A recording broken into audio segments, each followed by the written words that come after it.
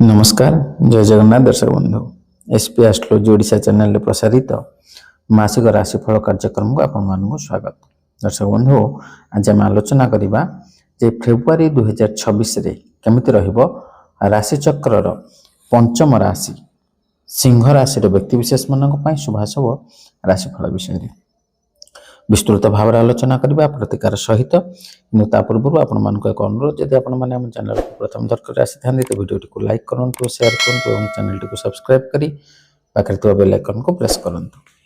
दर्शक बंधु चलते आरंभ करवा आज आलोचना जे फेब्रुआरी मासरे सिंह राशि व्यक्तिविशेष मान शुभाशुभ भाग्यफल। दर्शक बंधु ए सिंह राशि जार अधिपति ग्रह होउछंती रवि। यार शुभ बार रविवार सोमवार गुरुवार घातवार शनिवार। शुभ संख्या 139 शुभ रंग गोलापी नाली। दर्शक बंधु ए फेब्रुआरी मासरे आपणकर राशि पई जो गुरुत्वपूर्ण ग्रह माने रहिछंदी से ग्रह मानकर प्रभाव बा से ग्रह मानकर स्थिति कौन रहिबो से विषय नजर पकेनबा। प्रथमे बृहस्पति जहाँकि आपण राशि वर्तमान एकादश स्थान रे अधिष्ठान करुछंती। शनि अष्टम स्थान रे, राहु सप्तम स्थान रे एवं केतु प्रथम बा जन्म स्थान रे अधिष्ठान करुछंती। तो ग्रह मानकर गोचरीय स्थिति को नजर रखी आम यही विचार करिपरिबा जे एही मास आपणक पई उत्थान पतन रे भरी रही पारे। मास आरंभ रे सूर्य मंगल बुध और शुक्र आपणक षष्ठ भाव रे, शनि अष्टम भाव रे और बक्री बृहस्पति एकादश भाव रे विराजमान हेबे। तेबे केतु आपणक राशि रे और राहु आपणक सप्तम भाव रे वा सप्तम स्थान रे पाई गोचर करिवे। एही ग्रह स्थिति जोगु आपणको आपणक समस्या और विशेष रूपे स्वास्थ्य उपर ध्यान देवार आवश्यकता रही नचेत कौन से रोगर शिकार हो पारती। एही मासटी प्रेम संबंध पाई भल रहिबो। आपणक सांसारिक जीवन पारिवारिक जीवन सुखमय हेबो एवं विवाह क्षेत्र में मध्य आपण भल फल पाई पारंती बा जो मानकर विवाह स्थिर होइछि समानकर विवाह मध्य संपन्न हेबो।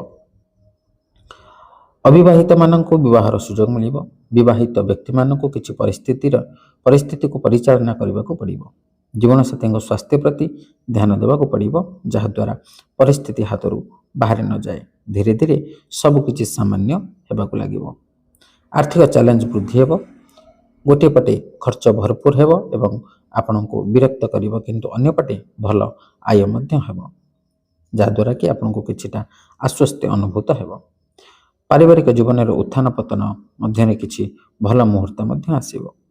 छात्र छात्री वर्ग पई परिश्रम पर सफलता प्राप्तिर समय रहिबो एवं आपनको जने भल विद्यार्थी रूपे आगक बढ़िबारे सफलता मिलिबो। विदेश गमनर जोग तैयारी हेबो। दर्शक जो गुरुत्वपूर्ण ग्रह मानक कथा आम आरंभ आलोचना करुथिले से गुरुत्वपूर्ण ग्रह मानकर यदि व्यक्तिगत फल कथा आम आलोचना करिबा तेबे प्रथमे आम बृहस्पति कथा आलोचना करवा। से बृहस्पति होउछंती धन धान्यर कारक, विद्या बुद्धिर कारक, जस कीर्तिर कारक, आध्यात्मिकतावादीर कारक होउछंती देवगुरु बृहस्पति। ए बृहस्पति गोचरीय स्थिति अनुसार द्वितीय पंचम सप्तम नवम एवं एकादश स्थान रे शुभ फल प्रदान करिथांती। आपणकर राशि पई बृहस्पति एकादश स्थान रे जो एकादश भाव आम आयर विचार करिथांती, लाभर विचार करिथांती, धन धान्यर विचार करिथांती। तेणु बृहस्पति जो जो स्थान रे रहिले शुभ फल प्रदान करिथांती ता मध्यरु एकादश स्थान होछि सर्वश्रेष्ठ स्थान।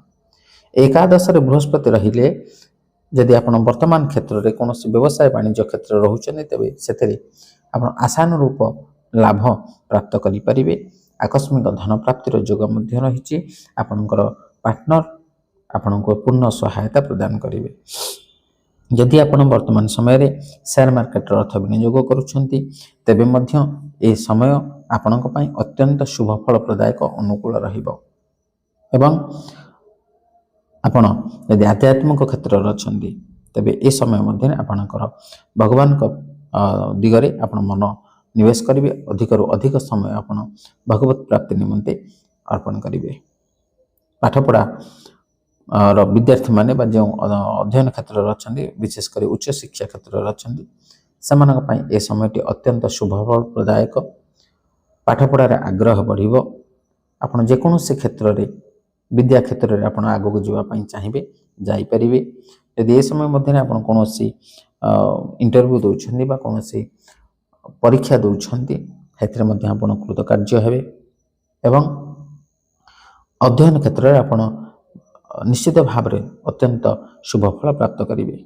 ଏବଂ ବିଶେଷ ଭାବରେ ଯେହେତୁ ଏକାଦଶ ବୃହସ୍ପତି ଆପଣଙ୍କର ଯେତେ ସାରା ମନସ୍କାମନା ଅଛି, ଯେଉଁ କାର୍ଯ୍ୟ ଆପଣଙ୍କର ଅନେକ ଦିନ ଧରି ପଡ଼ି ରହିଛି, ସଫଳତା ପ୍ରାପ୍ତ କରିପାରୁନଥିଲେ, ସେ କାର୍ଯ୍ୟରେ ନିଶ୍ଚିତ ଭାବରେ ସଫଳତା ପ୍ରାପ୍ତ କରିବେ ଏବଂ ଆପଣଙ୍କର ମନସ୍କାମନା, ଦୀର୍ଘ ଦିନର କାମନା, ଇଚ୍ଛା ତାହା ମଧ୍ୟ ପୂରଣ ହେବ।